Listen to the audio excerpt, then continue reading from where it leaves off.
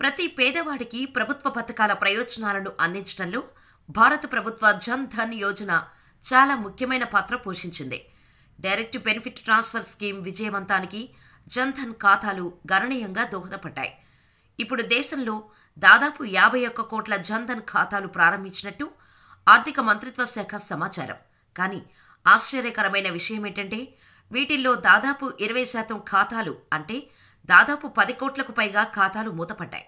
ఈ ఖాతాల్లో దాదాపు 12,779 కోట్లు ఉన్నాయి. ఈ మొత్తంపై క్లెయిమ్ చేయడానికి ఎవరూ లేరు.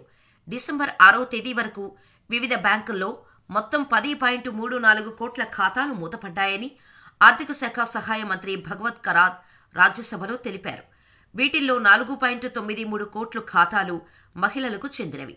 బ్యాంకుల నుంచి అందిన సమాచారం ప్రకారం దేశంలో దాదాపు 51.11 కోట్ల పీఎం జన్ధన్ ఖాతాలు ఉన్నాయని, అందులో 20% డిసెంబర్ 6 వరకు నిష్క్రియంగా ఉన్నాయని ఆయన చెప్పారు.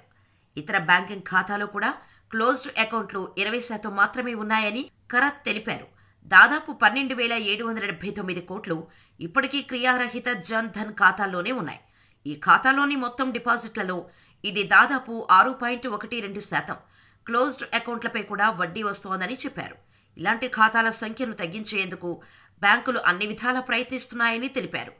వీటిని ప్రభుత్వం నిరంతరం పర్యవేక్షిస్తోంది. జన్ ధన్ ఖాతాల్లో 55.5% మహిళలదేనని ఆర్థిక మంత్రిత్వ శాఖ సోషల్ మీడియా ప్లాట్ఫామ్ ట్విట్టర్లో రాసింది. నవంబర్ 22 వరకు ఈ ఖాతాల్లో 2.10 లక్షల కోట్లు జమయ్యాయి. కానీ 4.30 కోట్ల ఖాతాల్లో ₹1 కూడా లేదు. జన్ ధన్ ఖాతాల్లో కనీసం మొత్తం ఉంచాల్సిన అవసరం లేదు. మార్చి 2023 నాటికి మూసివేయబడిన ఖాతాల్లో దాదాపు 42,270 కోట్లు పడి ఉన్నాయని కరాత్ గతంలో పార్లమెంటుకు తెలిపారు. ఏడాది క్రితం ఈ సంఖ్య 32,934 కోట్లు. ఈ ఖాతాల యజమానులను గుర్తించేందుకు ఆర్బీఐ పలు చర్యలు చేపట్టిందని ఆర్థిక శాఖ సహాయ మంత్రి తెలిపారు. 10 సంవత్సరాలు లేదా అంతకంటే ఎక్కువ కాలం పాటు మూసివేయబడిన ఖాతాల మొత్తం డిపాజిటర్ ఎడ్యుకేషన్ అండ్ అవేర్నెస్ ఫండ్లో జమ చేయబడుతోంది. ఆర్బీఐ ప్రకారం తమిళనాడు, పంజాబ్, గుజరాత్, మహారాష్ట్ర, బెంగాల్, కర్ణాటక, బీహార్, తెలంగాణ, ఆంధ్రప్రదేశ్ బ్యాంకుల్లో ఇటువంటి డబ్బు ఎక్కువగా డిపాజిట్ చేయబడింది.